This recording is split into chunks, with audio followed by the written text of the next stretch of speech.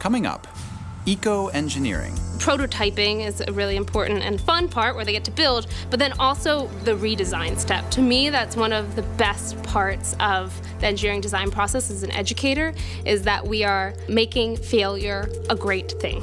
Researching roaches. I do work with cockroaches on an everyday basis. Identifying cockroaches is very difficult. That's why we had to employ the tool of using genetic identification. Sustainable guitar making. Guitar makers are increasingly interested in getting out of the tropics for their wood supplies. Funding for this program is made possible by the Corporation for Public Broadcasting, Sue and Edgar Wackenheim III, and contributions to this station. Hi, I'm Mike Zeman. Thanks for watching SciTech Now. When school ends, summer camp begins. And at one week-long session in State College, instructors are engaging students' imaginations with engineering. Here's producer Bill Hallman. Discovery Space in State College is technically a museum, but it feels more like a clubhouse. One where the only membership requirement is a curious mind. Today, 15 young explorers will put their imaginations and creativity to the test to become eco-engineers. Does anybody have any ideas what the difference might be between a windmill and a wind turbine? The task? Build a windmill capable of raising a bucket filled with pennies. To do it, they'll need to think like an engineer. That means coming up with a plan. Paper, straw.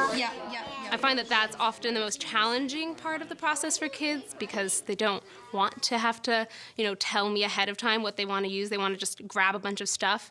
But it's a really rewarding part of the process also for them to have drawn something out and identified what they think the best material possible is going to be to solve that problem. And then you can come and pick them up and then go back and start building. After a little brainstorming, the building begins.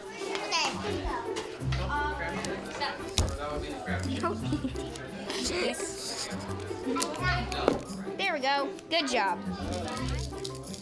Prototyping is a really important and fun part where they get to build, but then also the redesign step. To me, that's one of the best parts of the engineering design process as an educator, is that we are making failure a great thing.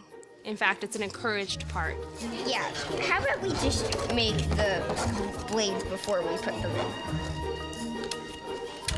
Because I honestly don't know if it's gonna work or not. Because the rest of this was easy. You just make the blades and make sure that they can catch air. This, there's no background information for it. Okay. Once the prototype is ready, it's time for a test.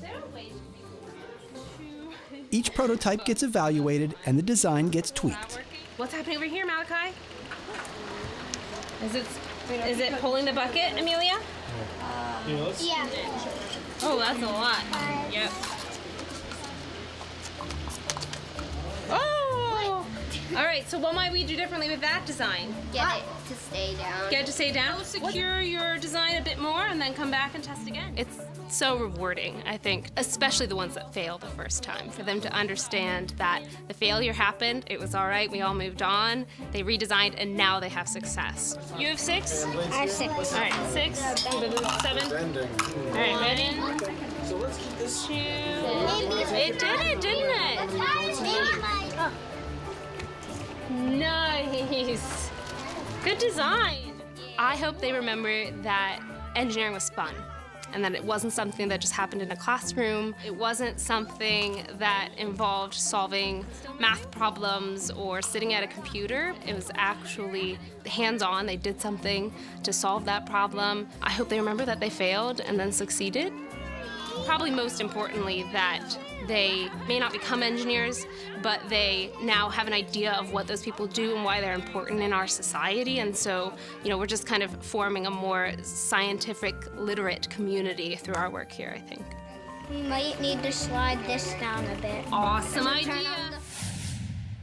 Researchers estimate there are as many as 20,000 roach species on the planet, and less than 5,000 have been cataloged. Up next, our partner Science Friday goes into the lab to do a little roach research.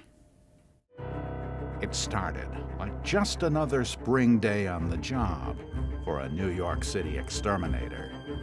And he noticed that there were large cockroaches inside the bait station. And when he showed them to me, I knew that there were characteristics there that were something that I had not seen in this part of the country in the 30 some odd years that I've been working in the pest control industry. The puzzling cockroach was examined by experts from Florida to Washington, D.C., before ending up at the Ware lab at Rutgers University, where researchers capture cockroaches for a different reason. In my studies in South America, where I collect specimens and I'm trying to figure out how we characterize biodiversity by defining species. I had the job of trying to identify the species. I do work with cockroaches on an everyday basis, but even for me, identifying cockroaches is very difficult. So that's why we had to employ the tool of using genetic identification. Through a process called DNA barcoding, Evangelista identified the genetic information of the mysterious roach's mitochondria and produced a DNA sequence that could be compared with other known cockroach species. We did that. We saw that the two unknown specimens fell on the same branch of the tree as the Japanese cockroach. We saw that the sequences were identical. This is a species that's not known to be invasive in the US. It has an interesting characteristic that it is cold tolerant, which is unique among pest cockroaches we see in New York City. Many of these invasive species become successful because they know something or they can do something which other species cannot do. They have traits which are novel to the system, and therefore they become successful and invasive. But the arrival of a new cold-tolerant cockroach isn't novel. The invasion has been going on for centuries. New York City's famous roaches originated elsewhere. There's the oriental cockroach, actually thought to be from Africa, which likes wet and damp areas. The American cockroach, also of African descent, which is partial to sewer lines and floor drains. The German cockroach, a Southeast Asian export, which you may find in your kitchen. The brown-banded cockroach, native to Africa, which likes drier parts of your home, like your bedroom. And the Suriname cockroach of Southeast Asian origin, which burrows in ornamental plants. When humans came to new areas, they brought these species with them. But since they always travel with humans, they might be one of the first species we have brought into North America. I'm quite sure that Jamestown, for instance, had cockroaches. We stepped from a ship, something else came as well. In fact, John Smith, one of the founders of Jamestown, wrote in 1624 that a certain India bug, called by the Spaniards a cockroach, the which creeping into chests they eat and defile with their ill-scented dung. But the pest cockroaches we've grown all too familiar with make up just a small percentage of cockroach species. About less than 1% of the cockroaches that exist on the planet are pest species. We know about 4,500 species, but there's probably a lot more than that. The only formal estimate that I've seen is about 20,000. There are cockroaches with some amazing qualities. There are other cockroaches that glow in the dark. There are other cockroaches that have bright metallic coloration. There's a huge variety of awesome behaviors that they display. Cold tolerance is just another trick in their time-tested arsenal. Well, they've always said that cockroaches will be the last living thing found here. You know, if you look back in the historical record, cockroaches have not changed that much in 350 million years. So it's pretty much a perfect living thing. They'll be here long after we're gone.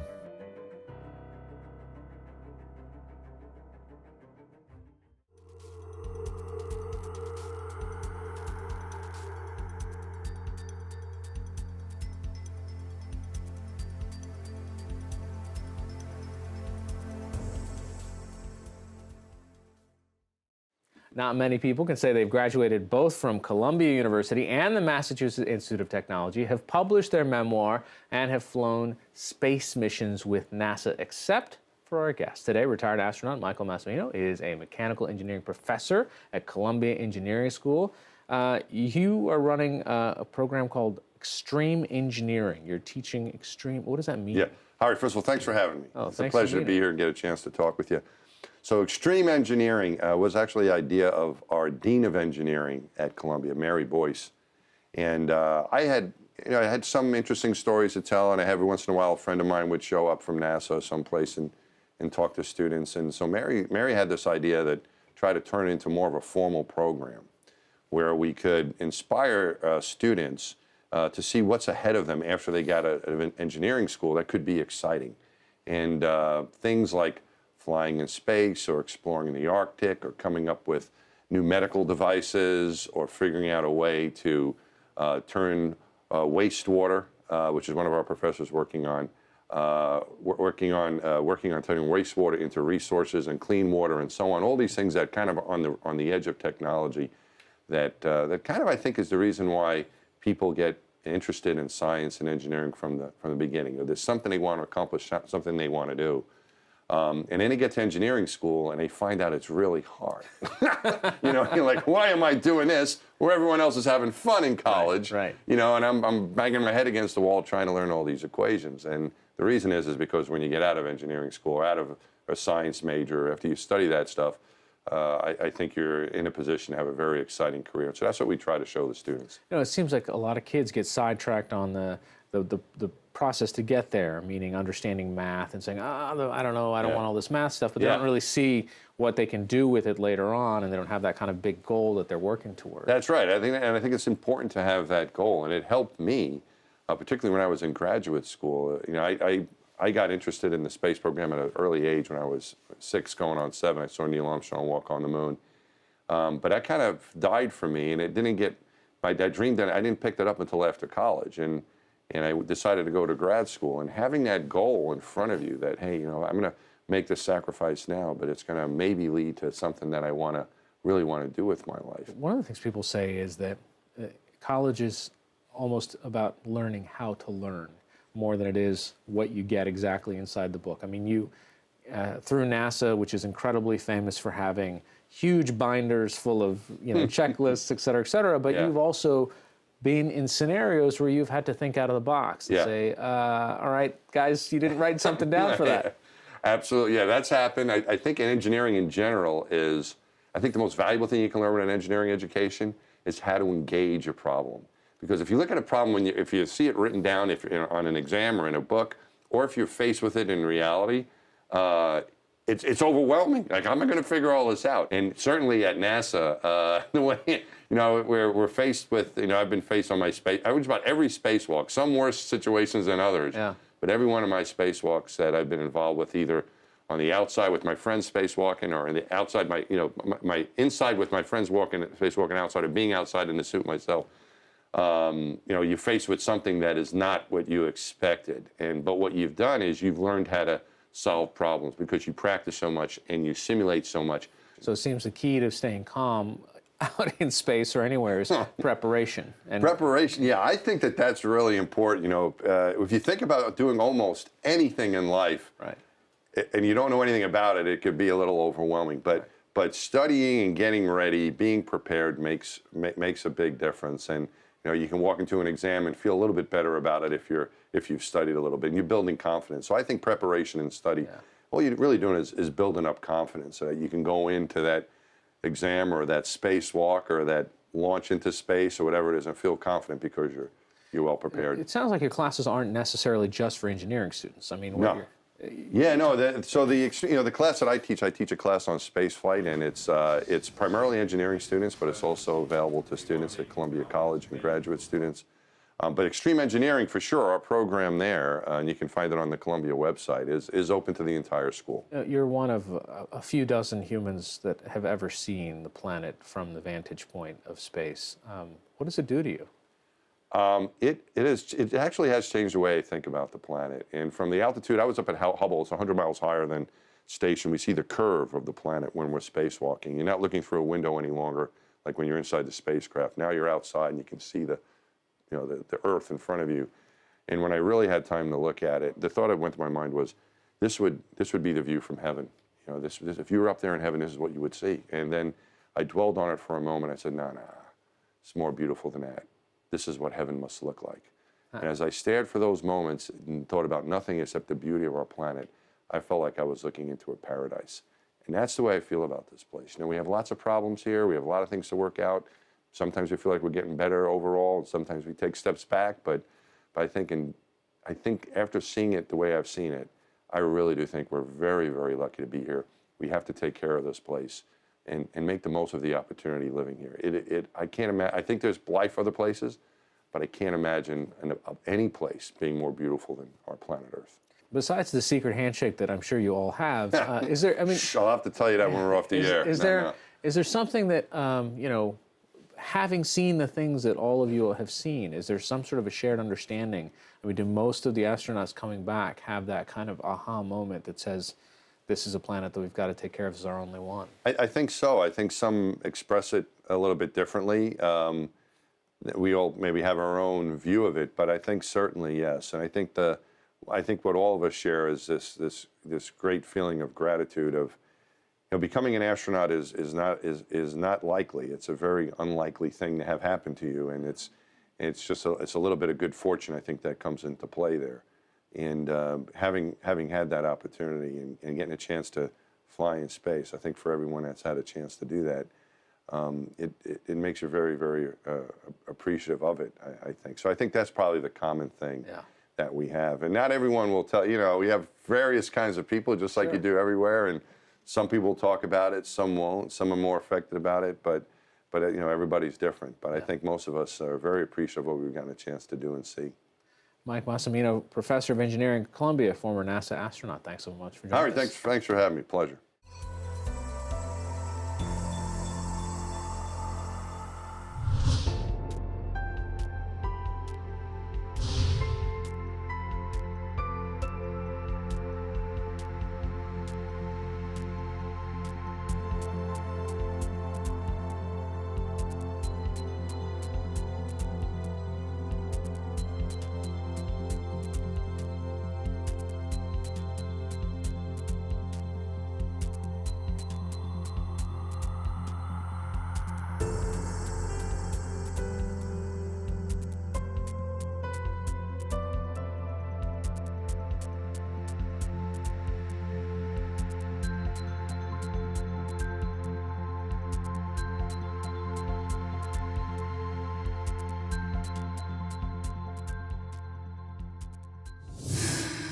From surgical simulations to a tool that helps those who suffer from PTSD, virtual reality is taking on the healthcare industry by storm.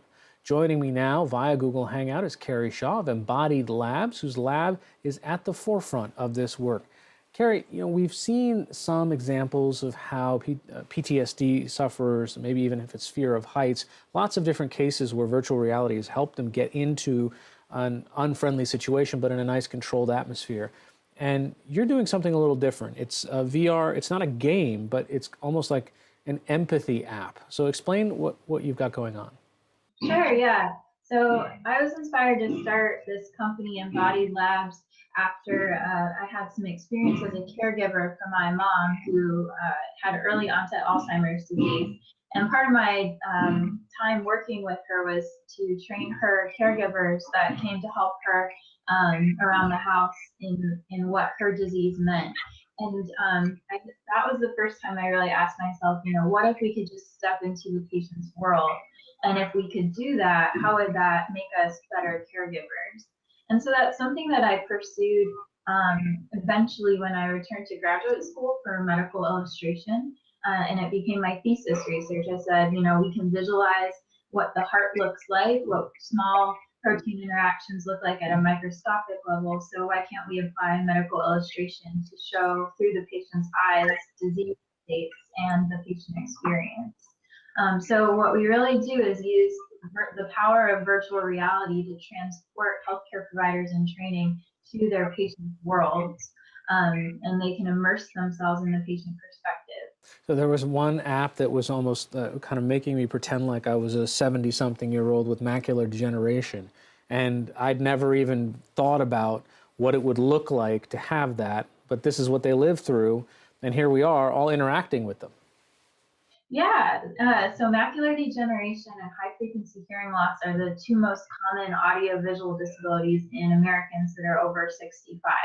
And so what we wanted to do with the Alfred Lab, is create an experience where trainees could embody the 74-year-old man named Alfred and not only experience these audiovisual disabilities, but really get to know Alfred's story and immerse themselves at his kitchen table with his family, on the way to the doctor with his son, and while he's actually in the doctor's office trying to interact with a healthcare professional.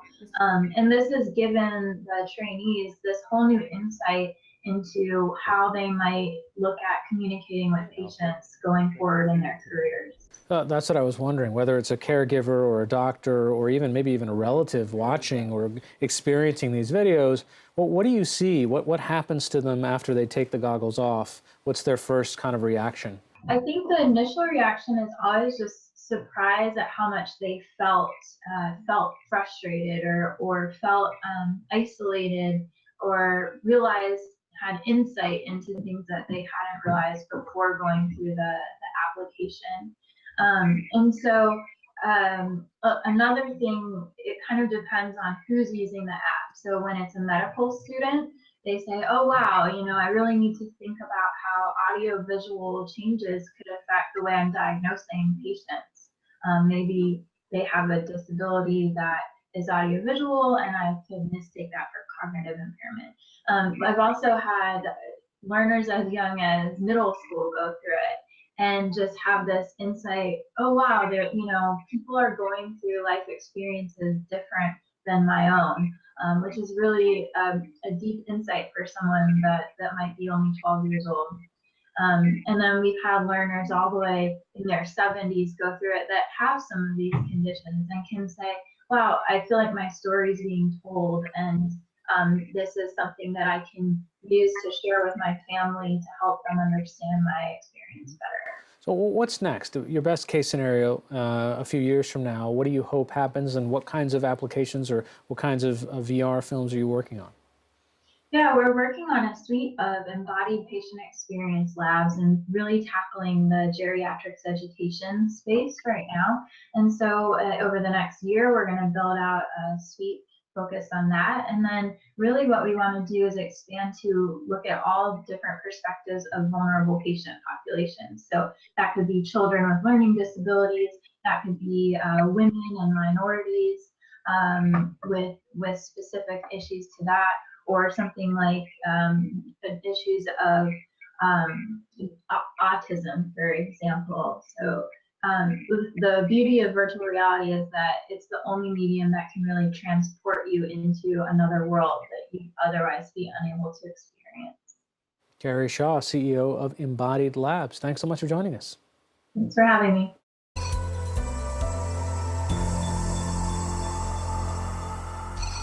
There is both a consumer and a corporate need for enhanced secure communication solutions. Right now, there are a lot of really good end-to-end messaging apps out there, like WhatsApp, Confide, and Telegram, that send and receive encrypted messages, so people cannot intercept or hack them.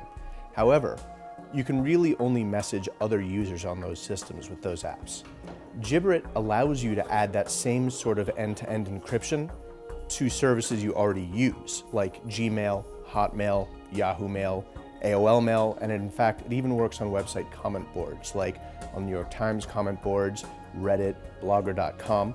The point being that users have control over their encrypted contacts across platforms, across systems. I am a corporate lawyer, and I spend a fair amount of time doing things like document discovery and also assisting clients with data privacy breaches and general cybersecurity analysis. It occurred to me that users really have very little transparency or control into their own encrypted communications. Most systems try to actively hide encryption from their users because they think users will be intimidated or don't want to deal with it. But based on the news these days, with everyone getting hacked left and right, people discovering that their emails are being intercepted by third parties, phones being hacked, it occurred to me that most people are probably going to want some way to communicate with their lawyers, their accountants, their doctors, and really put the control of the encryption right in their own hands. Right now, you sign up by going to Jibber.com and installing a Chrome browser extension. You add buddies just like any other social network like LinkedIn or Facebook, and your buddies are able to decrypt the messages that you send to them. It works in most places you can enter text into a browser, and mobile apps are coming soon as well. From a 12th century invention to concerts around the world, guitars are a global musical fixture. And now growing in the damp forests of the Pacific Northwest may be exactly what guitar makers need for a generation of ethically and sustainably sourced instruments. Our environmental reporting partner, EarthFix, has the story. When Steve McMinn looks at trees, he tries to see their future. It's difficult to predict. You're thinking, man, I could cut a 12 out of the butt here. This piece would slice nicely. For decades, McMinn has supplied the guitar industry with trees grown from Alaska to Oregon. His customers include America's biggest guitar makers.